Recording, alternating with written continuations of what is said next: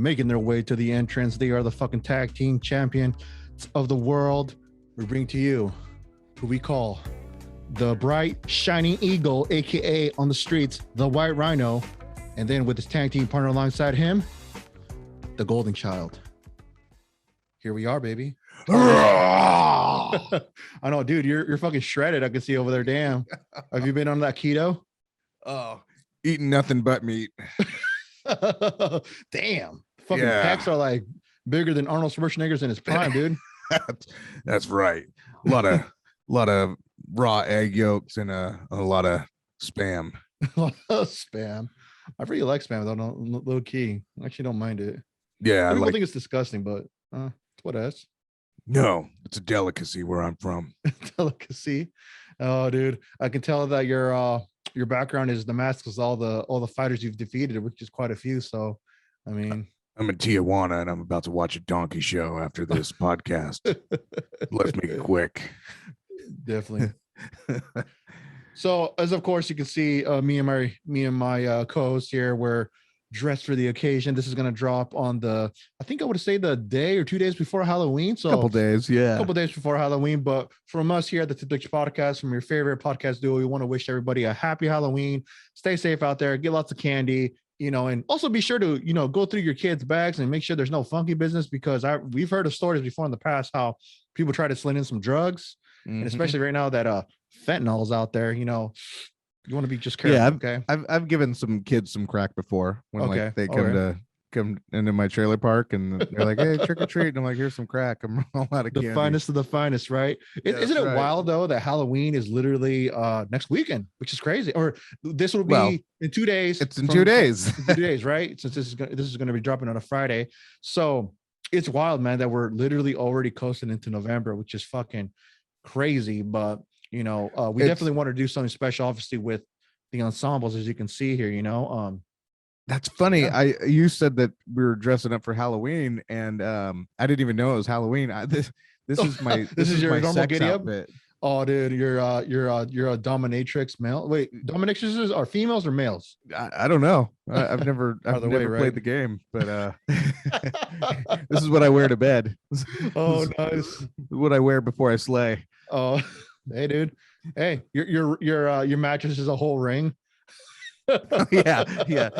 Drop an elbow, and then coming in hot, right, boys. Coming in hot.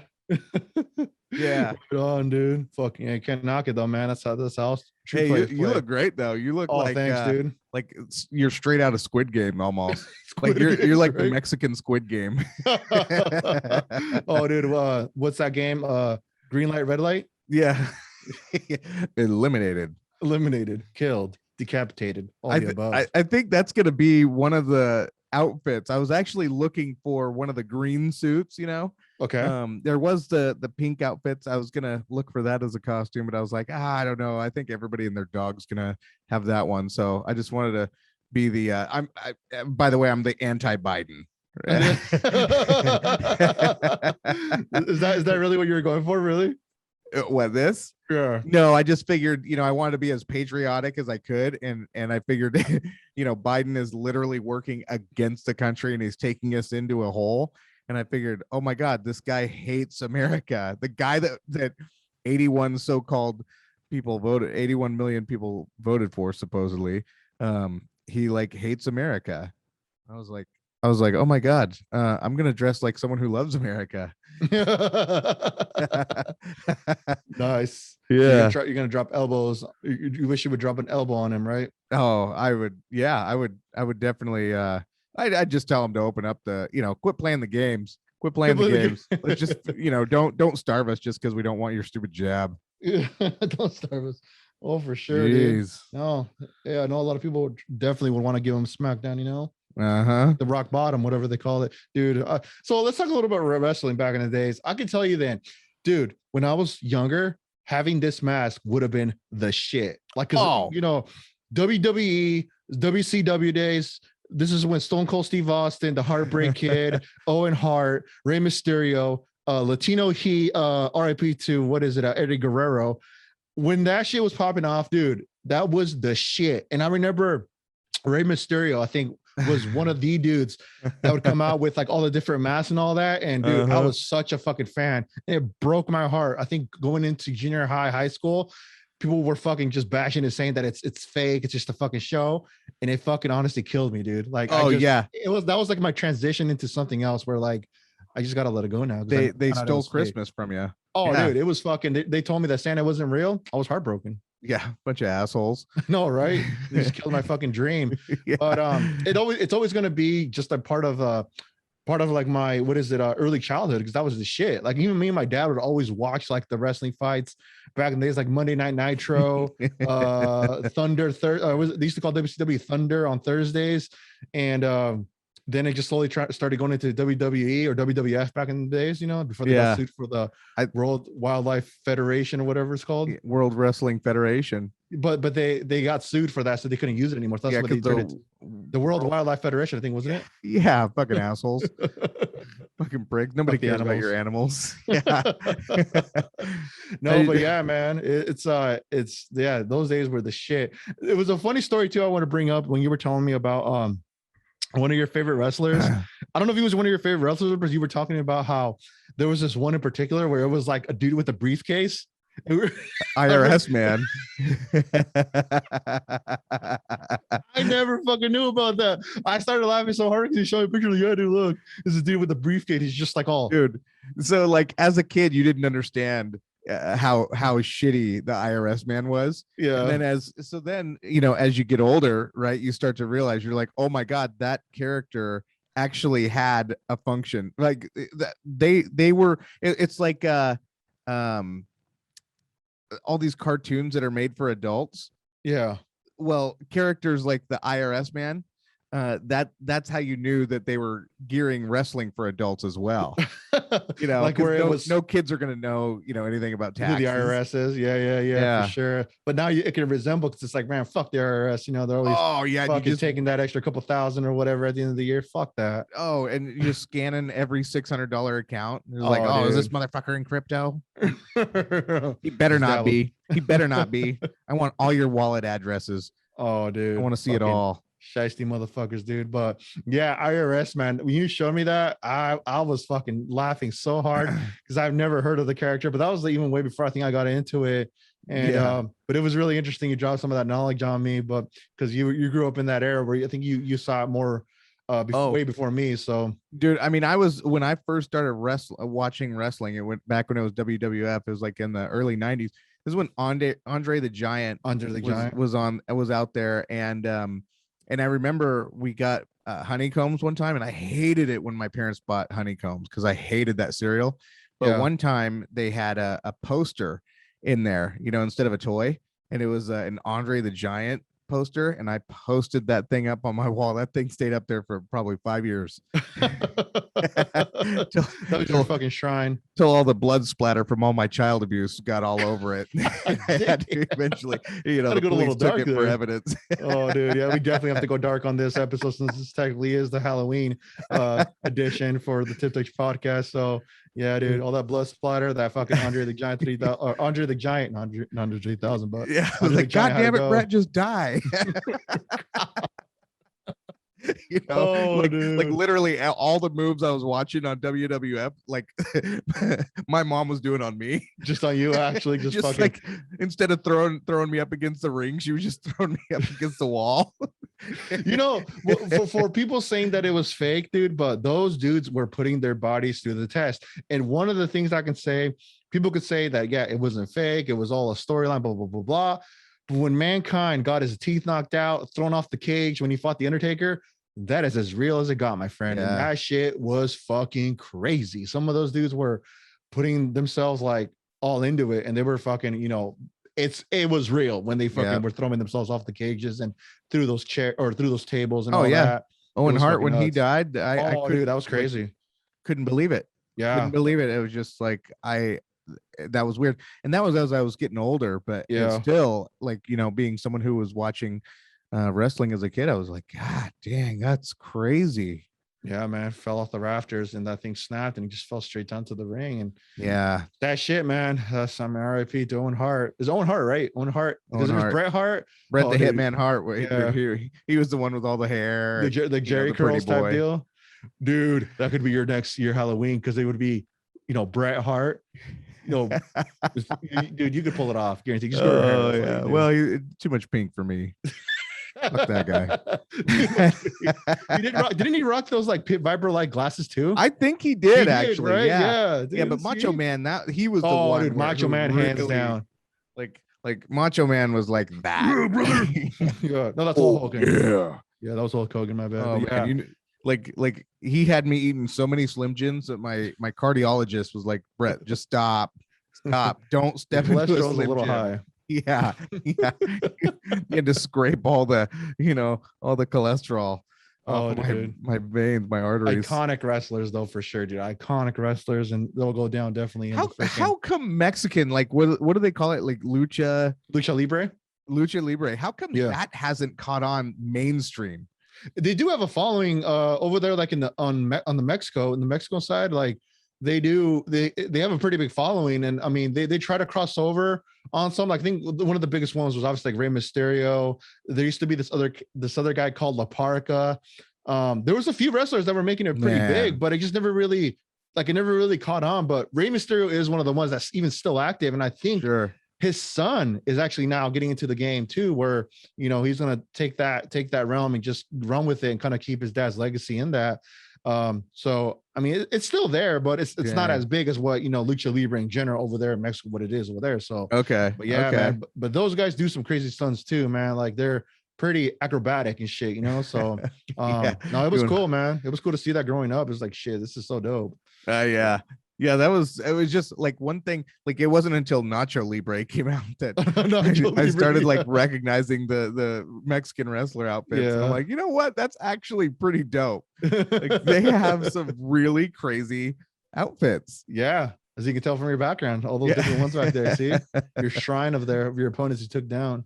Yeah, shout out to Alejandro Guerrera.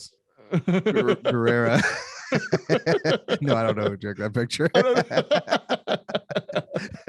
Oh, dude. But yeah, as you can tell, that was the inspiration for these lovely costumes we're both rocking. So like I said, we definitely had to do something special for the people that watch us on YouTube. If you're a listener and you just like an audio head, definitely click onto the video and you'll see what we're talking about with our sweet costumes. But I definitely want to start off this episode with like a what the fuck segment, kind of some crazy stuff that's happened over the past couple of days, the week, we should say. And I want to start off with one story that it's kind of like when you said before, you fake it till you make it. And this gentleman faked it until he fucking made it. And it's just interesting. I'll just say that. And I'm just going to read a little bit pieces from different articles that I found in regards to the story. So this story kind of revolves around a teacher that was teaching for 17 years. But here's the kicker. He couldn't write, or he couldn't read, and he couldn't read.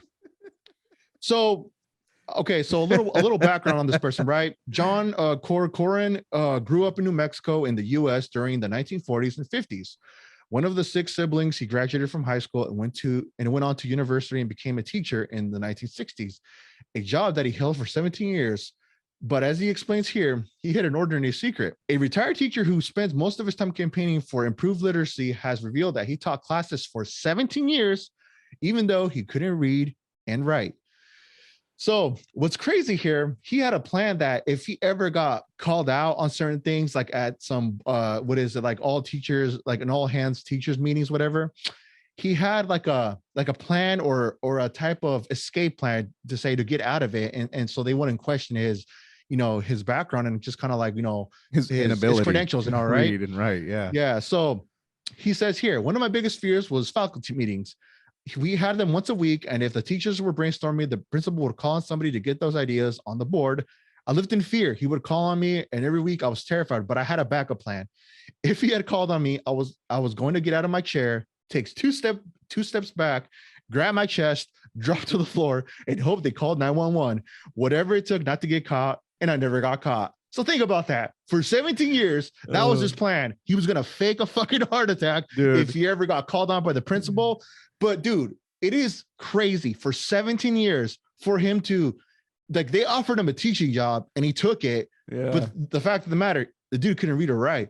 But I give him kudos for, prolonging that for 17 years and never getting caught. That's a fucking skill, bro. Okay, you realize that's 17 years of children that can't read or write Yes, too, right? Yes. No. Well, so here's the thing, right? So, despite his illiteracy, John worked as a teacher, then as a proper developer until the age of 48. When he decided to seek help, he used oral and visual stimuli with his pupils rather than words, and insist he was a very successful teacher. So, I mean, I really can't say that, like, we would have to talk to one of the students that obviously got taught by him to really see if they really learn.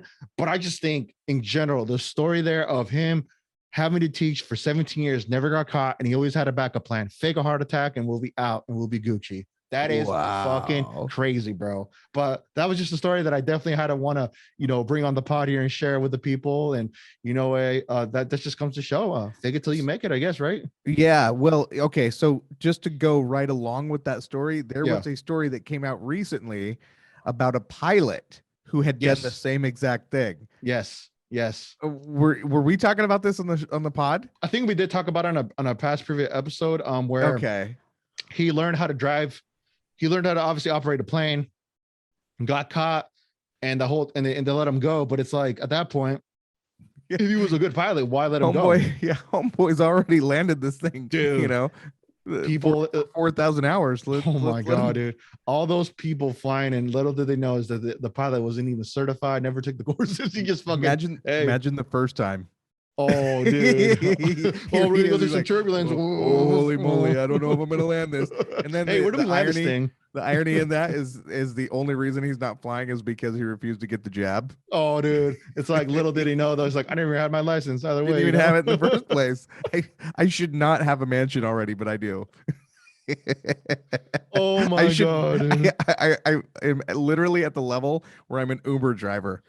Oh man, it's also insane to think that some of that stuff kind of slides through the cracks. Would you would think that they would kind of vet, like, especially being an airplane pilot, to think that they would actually like make sure that you got your credentials, all the necessary training, you put all the hours in.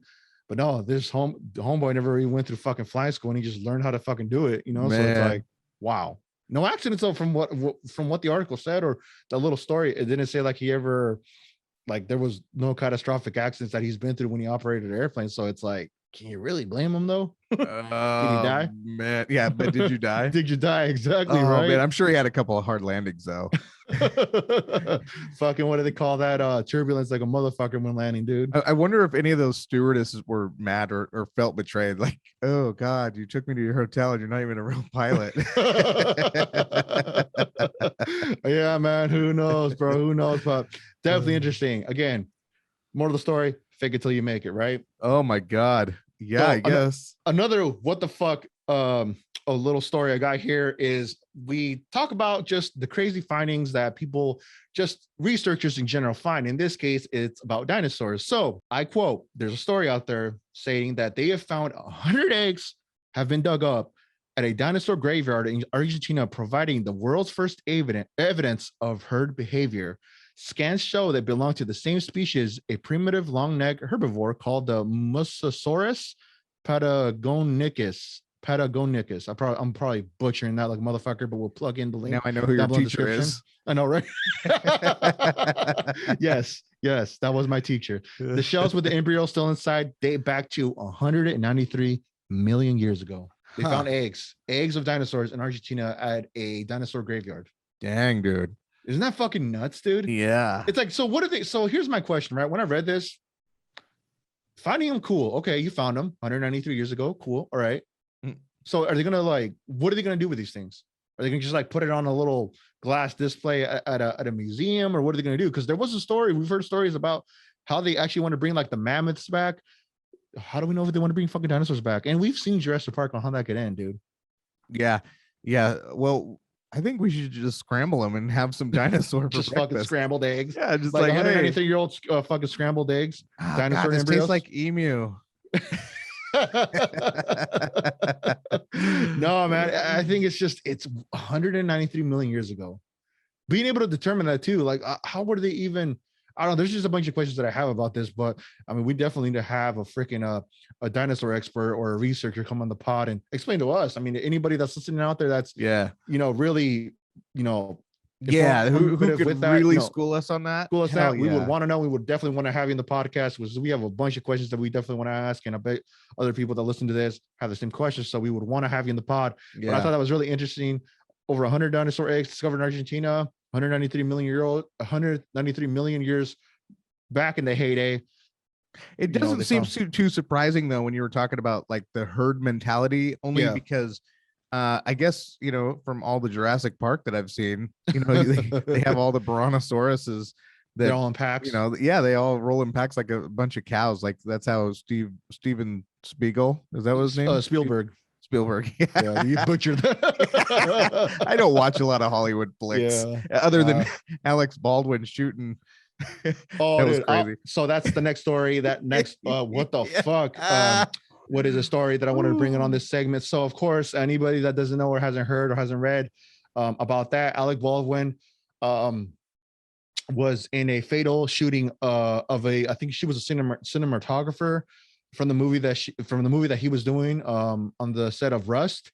And I guess called The Crow 2. Dude, that is fucking insane that how that even played out too as well. So just going to read off here a little piece and kind of just what happened to give the people kind of a narrative just of what happened. So an assistant director grabbed one of the 3 prop guns that the film's armor had set up outside on the gray cart, handed it to Mr. Baldwin, and according to the affidavit signed by Detective Joel Cano of the Santa Fe County Sheriff's Office, yelled "cold gun," which was supposed to indicate that the gun did not have any live rounds in it. When Mr. Baldwin fired the gun, law enforcement officials said it struck and killed the film's cinematographer and wounded its director, and raised new questions about the firearm safety on film sets. The assistant director, quote, said, didn't know that live rounds were in the prop gun when he gave it to Mr. Baldwin, according to the affidavit, which was made a part of the search warrant application. The affidavit did not specify what kind of ammunition the gun had been loaded with. The results were deadly. Helena Hutchins, 42, the film's director of photography, was struck in the chest and flown to the University of New Mexico Hospital in Albuquerque, where she died. Officials said Joel Souza, 48, the film's director, was shot in the shoulder area and wounded. He was taken to Christus St. Vincent Regional Medical Center in Santa Fe and later was released. Fucking crazy, man. And according to kind of what he what is it? The actor, what's his name? Alec Baldwin. Yes. Horrible memory. He feels horrible. I mean, so here's the thing too. So this was the same thing that happened to Bruce Lee's son, Brandon Lee, of course. Live round, and he just got hit with it. Like they didn't clear the chamber, nothing. It just had a live round, and they shot him. Is this the same case with this? I'm kind of trying to still understand, or was it like a blank round, and maybe it was held super close to the chick, and it killed her? I mean, so how do you? I'm still trying to understand. The investigation's going to have to come out there, but however, here's the thing. Okay. 2 things. Well, okay. The most important thing is anytime you are around firearms, mm-hmm. And you're going to be around firearms, you have to get firearm safety. And I mean, it's not a law, but it's something that is strongly encouraged. Yeah. Strongly. You do not go out into this world carrying a gun that you do not know how to use safely. For sure. And one of the core fundamental key basics that you learn is you never aim that gun at another person, and even if it's empty. Even if it's empty, you never aim it unless you are in fear of your life and you know you need to kill that person. But you never under no circumstance other than fear of your life aim that gun at another person, bullet or no bullet. You always treat every single gun as if it's loaded. Exactly. And for someone, he's an anti-gunner himself. Yes, that they said that too in the article.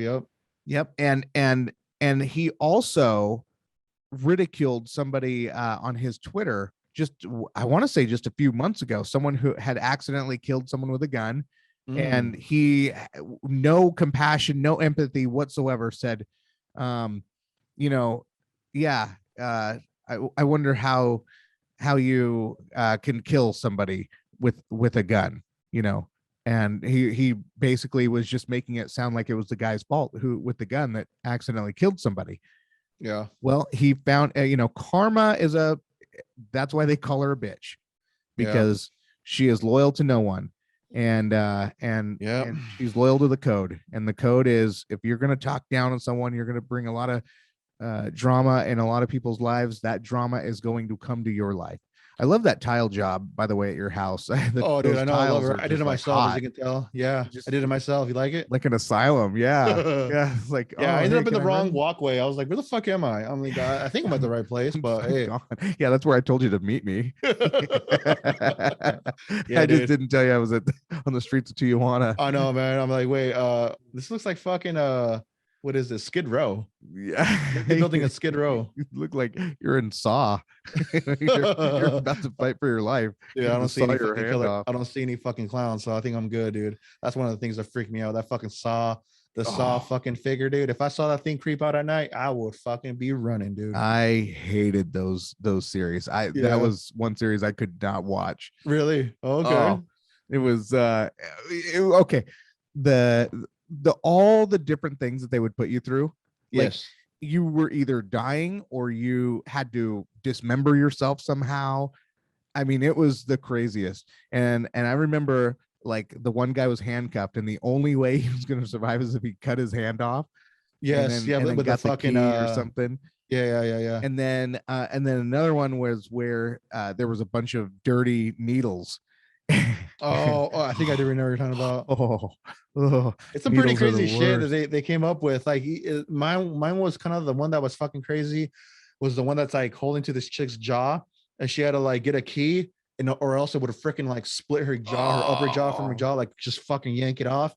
Dude, yeah, there's some pretty gnarly freaking what is it, like booby traps, I guess you can say, from that movie that we just, I was like, damn, some people thought put some I thought wonder where into. he got those ideas. Like, were those ideas he thought of himself, or were these like, inventions from the past? Because I know in the medieval times they had all those torture devices, Yeah. where they would like pull the limbs off of you just with Oh, the they stretch you out. chain and the ball. And yeah, Oh those man. people were fucking morbid back then. Brutal as fuck. Yeah. That's for sure, dude. But yeah, definitely those movies. The fucking clown. I hate the clown. So I'm just watching my back and making sure now, or also fucking choke slam it, Yeah, the clowns. The clown. So Come on down here. okay, I got some things here on I wanted to talk about, since it's Halloween.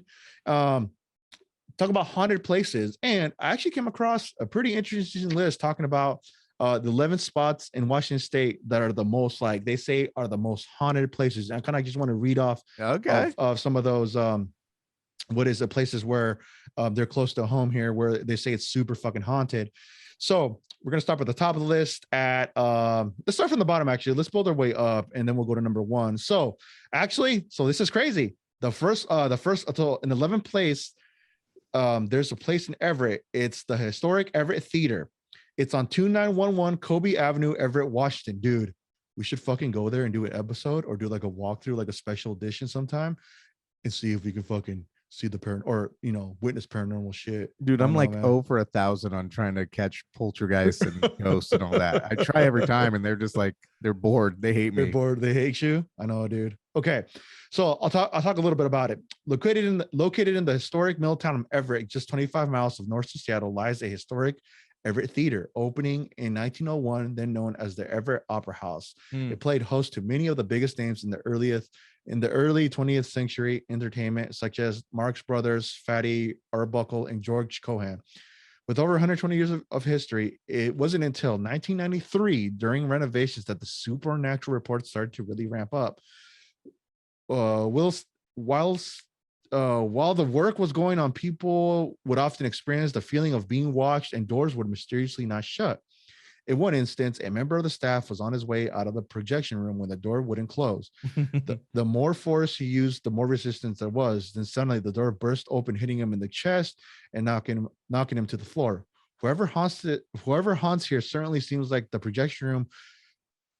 as on another occasion, an employee witnessed a sweater lift off the floor and float before being thrown back down. In another instance, an employee was working on the film projector when he suddenly felt like he was being watched. Looking up, he saw what he described as a man from his waist up looking at him through the projection window, disappearing moments later. That's crazy. I mean, that is crazy. I never knew about that. I mean that I think that spot is pretty close to kind of where we're at. It'd be pretty interesting. Can I just get a little tour and check it out and just I'm trying to think of where that is on Colby, because I know where Colby is. Yeah, it says so here it's on 2911 Kobe Avenue, Everett. Second block in, huh? Yeah. Interesting. I'll have to see that. I think the old theater, they do like plays and stuff there. So have you been there before? Where it is. Yeah. Damn. Okay. But yeah, close to home, but that's one of them. That's 11th place out of the list out of 11 okay. What is it? Places. Okay, so we have another one here. This is Northern State Mental Hospital. Okay, Cedar Woolley. That's also pretty close. Ooh. At one time, as many 2,000 patients lived in the Northern State Mental Hospital. A large percentage of those patients would also have died in the building due to variety of different causes.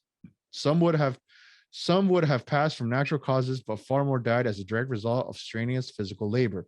Electroshock therapy treatments gone too far, botched lobotomies, complications during forced sterilization, and some were just straight out murdered. That's fucking crazy. Man. It is no great surprise that with so much death and despair linked to the property, it had become one of the most haunted places in the state. There have been various reports of paranormal activity, including one of the most common sightings, an apparition of a nurse pushing a male patient in the wheelchair. The other common reports include shadow figures, disembodied screams, and cold spots. Wow. Cedar Woolley, Northern State Mental Hospital. Yeah. Fucking crazy. You know, I've always wondered about that too, like with when especially in an asylum type thing. Yeah. Where you just know there's murder, you know there's like and I do always wonder if there are evil spirits that just can't cross over and they have to stay for whatever reason. I don't know why. They're just their business isn't finished. But what is going to finish the business? You know? Yeah, like when is it going to end? Like when is it? So why is it that they can't cross over? Do you think? Like, what is the theory behind where they're just they just kind of find their way over to the afterlife, or they're just unrest or whatever? I guess it's where either the light that you're supposed to cross, either it didn't open for them, or they missed it, or they just weren't allowed, or they just decided not to go. Like, no, I'm not ready yet. Then they just decide to live an eternal life in that location. Definitely. Cedar Woolley. Fuck, this is all new to me. I haven't read this list, so this is the first time I'm reading it. But damn, there's a lot of, so far there's two places that are close to home that, I mean, this mental state hospital, and the other theater that's kind of down yonder over here. Oh shit, man, that's pretty crazy. It's interesting. Yeah. Okay, so Starvation Heights Sanitarium Olala. Have you heard of that place? No. Okay, so Starvation Heights Sanitarium was operated by Dr. Linda Hazard and her husband Sam, but the doctor was using a very strange treatment method to treat her patients: starvation. Needless to say, this was not an effective treatment, and a large number of patients died. These bodies were incinerated within the sanitarium to cover up the mistreatment. Sanitarium, dude. I'm fucking stupid. That's all good. I know your teacher is. and this brings another funny story. That was one of the many reasons I would not want to read in fucking class, because I know there were some words that was fucking butcher. Yeah. And I would if I hear someone giggle, I'm gonna fucking smack them. Yeah, just grab your heart, dude. You know what to do now. Act like I'm having a fucking heart attack. Oh, dude. Shit. Okay, so the word was these bodies were incinerated within the sanitarium. Sanitarium. Okay, I'm learning. Thank you. It's a Metallica song. Sanitarium. Okay, we're learning. So it's not like I had a good teacher either. I just had Metallica. So sanitarium to cover up the mistreatment, while Dr. Hazard maintained her public image as a strong female leader. However, behind the scenes, she was evil and greedy. Today, the foundation of the building and the incinerator are all that really remains, well, apart from the spirits of her former patients that are said to be roaming the ruins. Oh, man. I believe that could be possible. When you... Yeah, being you starved to got- death, bro. Like, so your body pretty much starts eating itself, right? So they say, like, once you I starve didn't yourself, know that. yeah, Oh yeah, when you starve, yeah, yeah, yeah. right. You only You're have just so trying to much survive. to. It's fucking insane. That The is body's crazy. the body is wild, dude. A lot of things in order, like you said, in order to survive, it will do what is necessary. I wonder how long it would take for me to starve to death. Oh, dude. I mean, fuck. For me, I would think maybe 2 months, month and a half. I'd give myself 2 years. Like, Brett, are you dead yet? No, I'm still living. All I've had is for 2 years is water. Water, But that's my it. body just keeps eating itself. I guess I was just that fat. Okay. Can't get me a starvation sanitarium, bitch. Bitch. So, okay. So, number 8, Kale's Irish Pub in Seattle. Once known as the Butterworth Building, this former mortuary is now a popular bar called Kale's Irish Pub. It is only one of the most haunted locations in Washington State, but it is considered to be the most haunted pub in North America, and is even been the focus of a couple different paranormal television shows. Okay, interesting. A large number of bodies have been passed through the mortuary thanks to disease epidemics, mining accidents, and violent crime, and that has certainly left its mark on the property. Just some of the unexplained activity that has been documented here includes mirrors spontaneously shattering for no apparent reason, plaster falling off the walls, glasses being swiped off the surfaces by unseen hands, and disembodied voices. The owner also claims to have seen an apparition sitting at the end of the bar, which would describe it as a mixed race man with very thin hands and wearing a suit jacket. Interestingly, some of the bodies that passed through the mortuary here would have been the victims of our next haunted location, Starvation Heights Sanitarium. Wow. Wow. So this is that even Kale's Irish Pub? Is that still up right now? I'm not sure, but we did a ghost tour, an underground ghost tour down in Seattle. Yeah. I wonder if that was part of that, and I just forgot, because they talk about a lot of. In fact, they talk about that's why they have all the gargoyles down on Capitol Hill. Oh, really? Yeah, they have gargoyles. If you look up at the building, and the gargoyles are supposed to scare away the evil spirits, and they say that there's just a lot of evil spirits. And I tried to tell them, I was like, guys, it's just Antifa. It's just Chaz, all right? It's all good. We're gonna just be hire fine. more cops, it'll be okay. It's just Chaz. No, they're like, no, I'm pretty sure it's not Antifa. No, I don't think we're just gonna put these gargoyles up and scare whatever evil spirits there may That's be. crazy. I never knew about those gargoyles. That's the first I've heard of. Yeah, it's and they're some of those old gargoyles, man. They're pretty gnarly looking. They look like just scary creatures. Yeah, I remember Gargoyles, the fucking cartoon back. I in the do days. too. I watched Really? that. Yeah. Okay, cool. Yeah, that was a pretty sick show. But okay, so okay, scared of the evil spirits. So Seattle, Understood. I think, has long been known to have evil spirits there. Okay. They've had that big wildfire. They had to build on top of the old city. Yes. That I've heard of. Stuff. Okay. So number 7, this is pretty close to kind of our neck of the woods. Oxford Saloon in Snohomish. Ooh. The Oxford Saloon in Snohomish is considered to be one of the top haunted places in Washington State. Wow. Interesting. It has been investigated by a number of different paranormal investigators, and many of them have picked up some of very clear examples of electronic voice phenomena. The saloon was built in 1900, but has been modified considerably over the years. It has seen more than its fair share of violence over the years, especially down in the basement and the men's card room. One of the most documented murders here is the death of a policeman named Henry, who was a regular at the saloon and who may even work here as a bouncer on his days off. He is believed to be one of the many spirits haunting the Oxford Saloon today. He most often appears on the basement stairs, but also known to pinch women in the ladies' restroom. Okay, wild. Well, all right. Yeah, On the upper floors. Dirty old cop. Come here. Hey, sweetie. On the upper floors, there are said to be more than on the upper floors, there are said to be 3 more ghosts, a man in a bowler hat, and 2 female spirits. One of these ladies is a madam known as Kathleen, and she is described as an older woman dressed in purple with matching purple bows.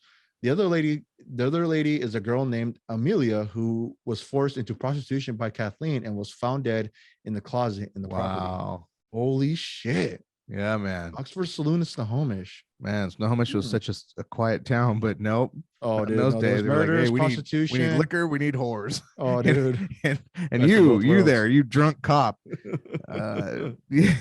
I'll give you free beer if you or a bouncer on your Come days be a off. bouncer on your days He's off. like, I I'm know. here anyway.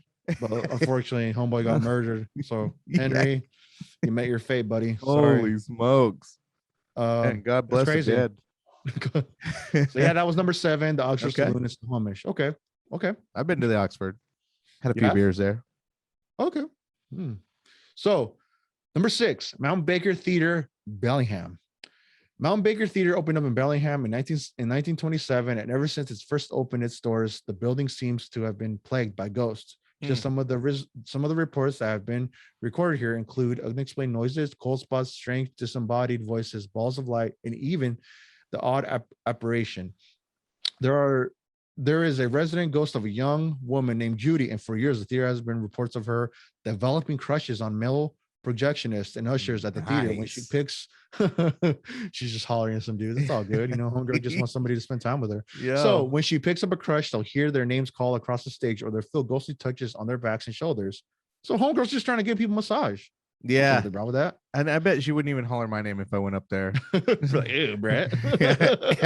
Next. I get a book that gets thrown at me out of gets thin fucking air. chucked at you. Ow. Oh, What the fuck? And she's just one of the 4 ghosts the paranormal investigators had discovered there. With all of the strange paranormal activity going on, it is difficult to see why Mount Baker Theater is considered to be one of the most haunted places in Washington State. Huh. Dang. So homegirl's out there looking for her piece. She's just trying to flirt, I guess, give a couple homies some shoulder massages and just some pokes. Oh, it's a friendly ghost. I Dang. mean, as long as you're friendly, it's all good, right? Oh yeah. Not too friendly though. Not too friendly because she sounds like she wants to get a little too friendly. Like, yeah, no, I'm gonna yell out him too if she starts touching me. So and I'm married, so no, can't do that. Hey, would if you got raped by a ghost, what would you tell your wife? Oh, dude, I mean, like if there was evidence of it happening. Like she walked in on you. So what kind of evidence? So that'll be kind of like she walked in on you getting raped by a ghost. My shirt being taken off. I'm like, I don't know what's going on. Just being like moved around and shit, dude. You look like the Exorcist, man. Oh, dude, just floating around. I'm just like in a fucking like chair like this, dude. I don't know. That's a good question. I gotta talk to wifey about that and ask her about that. Okay. It's probably considered cheating. So either way, I think I'll be fucked. So so number 5. True. Fort Vancouver National Historic Site, Vancouver. Okay. Fort Vancouver dates back to the 19th century, but before that, it served as a fur trading outpost. It stands on the Columbia River and is located partly in Washington and partly in Oregon. Like so many old and ruined buildings, Fort Vancouver has its fair share of secrets hidden within its wall. One of the most active buildings, it is said to be the Grant House Art Center, which sits along the houses in the Officers Row. Some of the strange phenomena that has been reported there include phones ringing when they are completely unplugged and doors opening or closing by themselves. There's one particular ghost who members of the staff nicknamed Sully that likes to sit in the in the cafe drinking coffee. Oh, okay. Likes to sip coffee. Hope he pays for that shit. I know, right? Nothing's for free, especially with all the taxes going up. Yeah, right we're dealing with Biden inflation, bitch. Dude, and especially, dude, I think Inslee, if you're listening to this, just a fucking idea. Why don't you fucking tax the ghost? How about that? That way, lean off of us with our fucking what is it, the bridge toll or the fucking freeway tolls that you're gonna implement, whatever. You can fucking. And if you're gonna mandate the jab on us, maybe you could mandate all these ghosts kids jab too, bitch. I like that. Yeah. Why not? Punk. Okay, talk about the friendly ghost again. Oh yeah, dude. He drinks coffee. He drinks coffee. Yeah, that was it. No, that was it. Oh, okay. There was a ghost there named Sully that had nicknamed him, and he likes to sit in the cafe drinking coffee. Tame.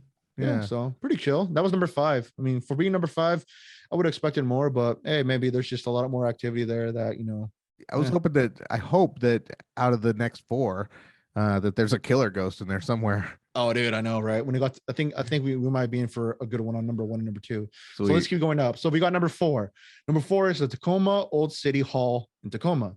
Tacoma Old City Hall has been the center of various reports of hauntings since the mid-70s. According to a local town records, and the police were called to the old building on a number of occasions starting in 1974 and to investigate a variety of different disturbances, including lights going on and off, noises coming from inside, fire alarms sounding, and even the intruder alarms being triggered. Okay.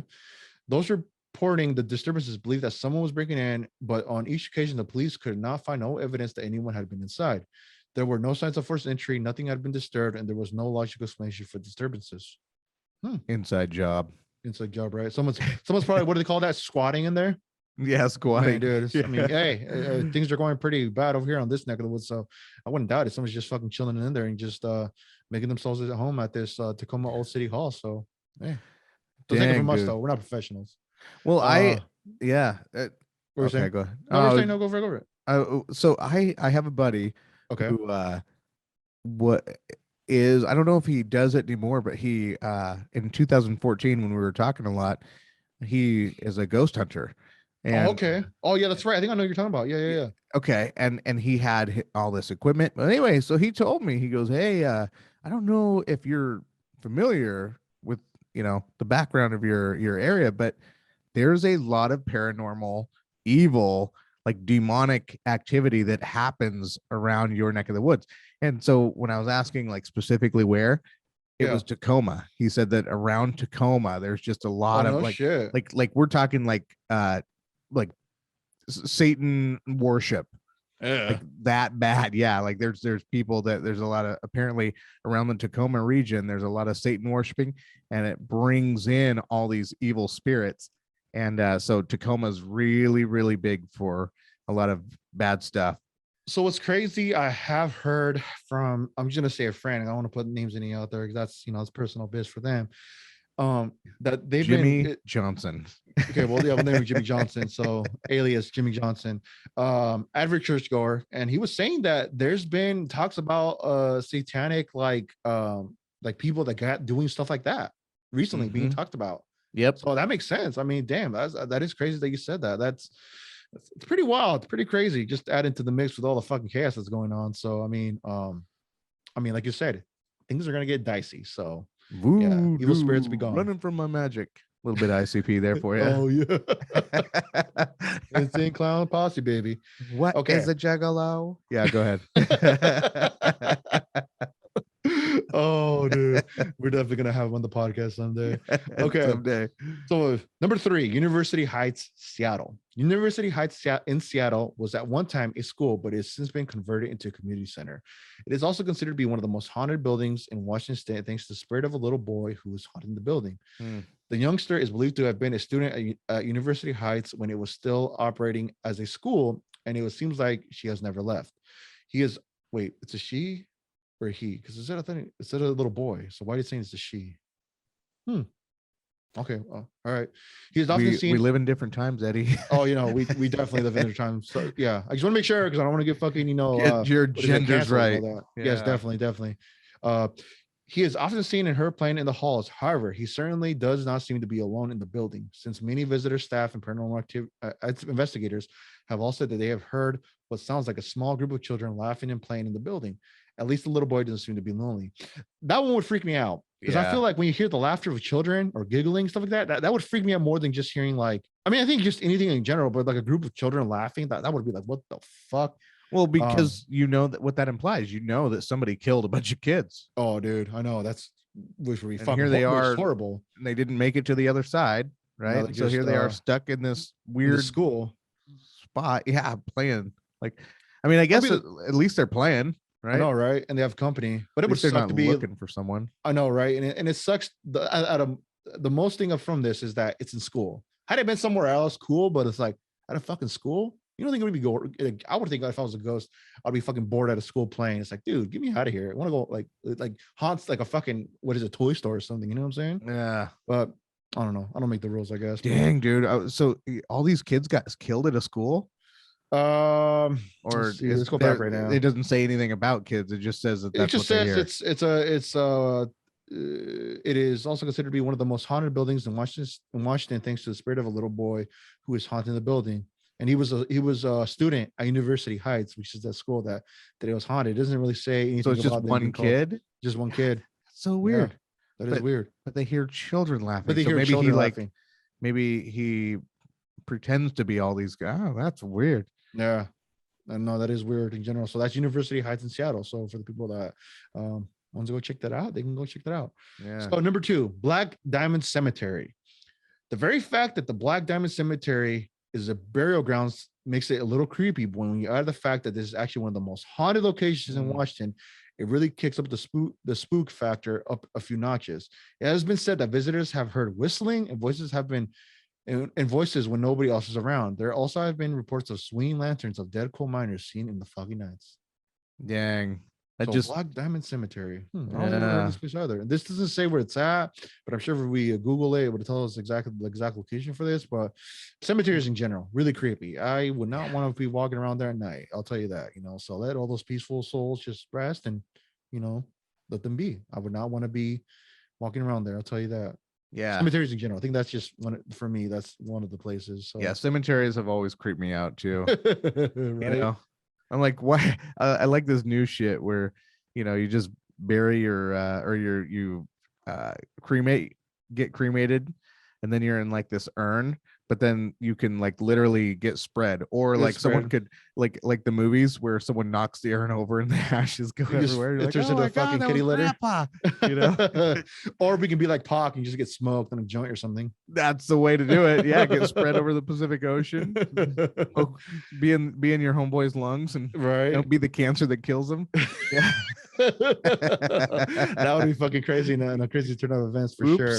I think for me, I would definitely want to be like maybe spread in a tree, and then I could grow within that tree, and my spirit would be in the tree. I think that's a real thing. I think that's really a real thing. Yeah, I think that's what the Earth First people do. Okay. They're like, oh, we need more trees, and I want to be ashes with the trees. Yeah, that's cute. That's good. Oh shit! I saw a meme actually speaking about that. Someone said, "Man, funerals nowadays are expensive. Fuck all that. Just fucking burn my body up, put me in an urn, and put me behind a Popeyes." I'm like, holy shit, dude! Seriously though, there is no reason a funeral needs to get that expensive. There is no reason. Yeah, it's unfortunate that like especially just all I know is like obviously I've dealt with my fair share of lost loved ones, and it's when they talk about just how much the cost is and all that, it is crazy to think that when someone obviously passes away, the expenses for all that is just it's fucking crazy, dude. It's a lot. I always yeah, no, it's like I said, it is like for that, especially for that scenario, it's like it's money for that. It's like fuck, I don't know. It doesn't just seem right to me, but I mean, like I said, who am I to say that, right? Yeah. Yeah. What is it? Okay, let's see. Let's move up the list. So we're finally at number 1. Okay. This is the top of the fucking list, the creme de la crop. And at number 1 is the Campbell House and Spokane. So Spokane. Spokane, wait, like you said, wait. Spokane. So shout out to our people in Spokane that are listening to us, or anybody that's over the area. Salute. We love you. Thank you for listening or watching. So Campbell House is one of the Washington's most well-known historical landmarks. It was designed and built by Kirtland K. Cutter in 1898 and was first owned by the Amasa Basiliel Campbell. Okay. There is a very sad history attached to the house. In the early 1900s, 3 of the Campbell children were murdered by a burglar who also kidnapped the 4th child. Holy shit. Dang. The child was never returned. With such a tragic past, it is hardly surprising that the Campbell House is one of the most haunted houses in Washington state. Visitors describe feeling a very unsettling feeling on entering the house and are often overcome with dread. There is a portrait of Amasa Basiliel Campbell in the house that is said to follow visitors with its eyes. Holy shit. Yeah. As they wander the house, perhaps looking to see if the kidnapper ever returns. Well, I mean, that always creeped me out though, like in movies or like in movies and shows where like you have the, it's always that picture of the farmers where it's like the older gentleman with his wife and he's holding that pitchfork. And then and then it just follows you with its eyes. Always fucking creep me out. That was one of the fucking things, even though it was so simple, freaked me the fuck out. Yeah. Hell no. I was like, nope. No, thank you. I would never. Oh, just thinking about that. Like, or even like, let's say one of your Funkos starts moving around and just kind of like watching you. Nah, man. When I was younger, yeah, like that kind of stuff really used to like, I mean, I used to think that stuff would happen, or like we'd get high, right? We'd smoke weed and but we'd be in like the forest and and all of a sudden, your mind's playing tricks on you and you're like, oh my God, did I just feel something like brush across me? Couldn't have been the wind. It had to have been like an apparition, you know? Yeah. And yeah, it was, I I don't know, man. Like, I don't know that it's a whole different world. And so I've always just like almost told myself, like, if you don't believe it, it's not there. You Yeah, know, yeah, yeah. I've tried to do that with taxes too, but that doesn't work. It doesn't work. No, they're gonna Uncle Sam is gonna get his piece of the pie regardless, Oh yeah, dude. he's like, I I'm wish it could be the same here. thing. Yeah. I wake up and he's like He's literally just right over riding, me, hovering right over you, dude. That's a fucking nightmare right there, just dude. tapping Hell his no. fucking clipboard. With that fucking hat he has on. Yeah. No, Oh man, man. but yeah, that was the list of the most 11 most Wow. haunted places in Washington State. So it's really crazy. Some of this stuff I never heard of. I think I've only heard of one, which was it was one of the what is it? I think it was that the crazy house one. I don't know what it was. It's Cedar Woolley. I think I've heard of that one. Okay, I didn't know that Cedar Woolley had an asylum up there. Yeah, yeah. So that's Damn. and then also the one in Kobe Avenue. I think I've heard something like that too, in the Everett Theater. But all the other ones, man, that was pretty interesting to know. Yeah. But I mean, if we could ever have your, like you said, your friend or the person that you know that talks about all this stuff, maybe we can have an episode directly tied to paranormal activity and just talk about just some of these stories. Because I think you told me some of the stuff that he said he's done, or some of the investigation he's done, and some pretty interesting shit. And also, if people don't know, Brett actually had a podcast before what it is now known as the Tidwich Podcast, which was titled The K1 Experience. You actually Yeah. had him on there and actually listened to that Yep. one, dude. It was really interesting. That was really Yeah. good. I think it'll be dope to have him back on and kind of just rekindle that fire and talk about everything that he's done since then. So if you Yeah. want to listen, if people want that, definitely let us know in the comments underneath the YouTube page or on our Instagram when we post up or just when we post up next time, just say, hey, paranormal activity episode, definitely, and we'll do it. I mean, we just want to cater to you guys. So Yeah, and he went to a lot of different places. He would show me pictures. yeah. Yeah, it was wild. And he was down in New Mexico, and there's a Oh, okay. lot of paranormal activity down there. So one quick story I do want to share, and I don't have the link to it, but I watched a little video on this. It was an occurrence that happened at the temple of it was at the pyramids, actually, that the pyramids in Mexico, right? Mm. And there was this video, it was on the news. It was about a tourist that climbed up one of the pyramids, but they say that according to like legend, they say that you're not supposed to do that. You're not even supposed to get on the pyramids because it disturbs the spirits that are pretty much, I guess, either haunting the pyramids, or that the spirit, what the pyramid, like, I guess, spirits within the pyramid or whatever. It's like invading a cemetery. Exactly. That's pretty much kind of how they projected it, right? And it was a video of this lady crawling up, like running up kind of the steps, but before she got to the very top, she was kind of crawling up and kind of like moving like if she was a snake, like going like this, right? Really weird. Mm. And at the top in the video, you can almost hear like she's doing like a prayer in that language. Oh wow. It was the weirdest fucking thing. And when she came down, she was so like just kind of out of it, like she just wasn't there mentally. And they were trying to say like maybe she was drunk. She did this for like just like a publicity stunt, just to kind of put it out there. But Was no, it Laura Loomer? Laura Loomer, I don't know who the hell is that. Well, no, nothing. Okay. I don't know what it is. I mean, Yeah, I know. I'll explain it later. She's a right wing kind of lady, but she's like, she got kicked off of Facebook, so she Okay. like she went to the Facebook office, and I think like she chained herself to the front door or something. What Like the they were fuck? like, listen, you have to leave, you Yeah, know. yeah. But yeah, she's just kind of like one of those. She's like the female Alex Jones. Yeah. Oh, okay. Yeah, so she Oh, gets pretty crazy. She's actually running for Congress, I think. yeah.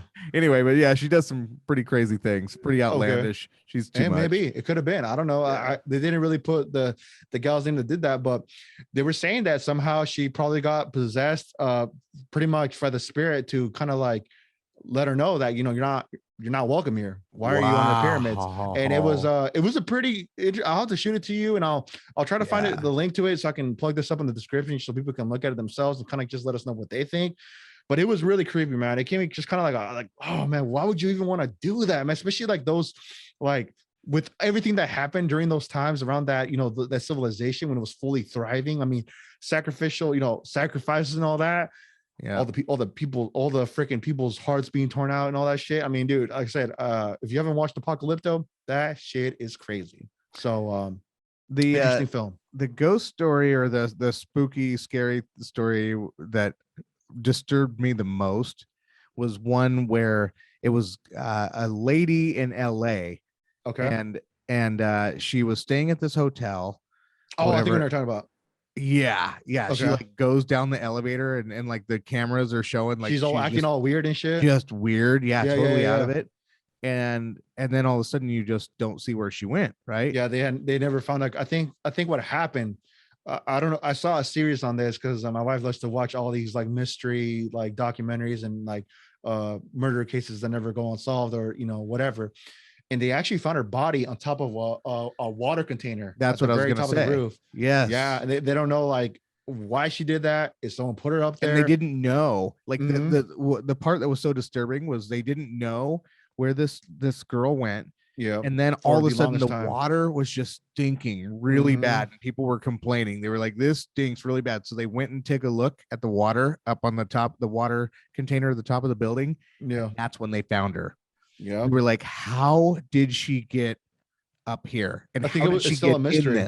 Yeah, it's still a mystery. Some people say that she killed herself, but there was no really indications that like that gave. How did she get in there? Yeah, there's a lot of like unanswered questions, and there was just it's a crazy fucking case, dude. It's really crazy. I was really into that show that was explaining like detail per detail how everything happened and just kind of how they found her body, and they don't know what happened. And then that one creepy like video of her kind of acting weird when getting off the elevator. That gave me the heebie-jeebies. Yeah, dude. That was I definitely, yes, I agree with you on that one.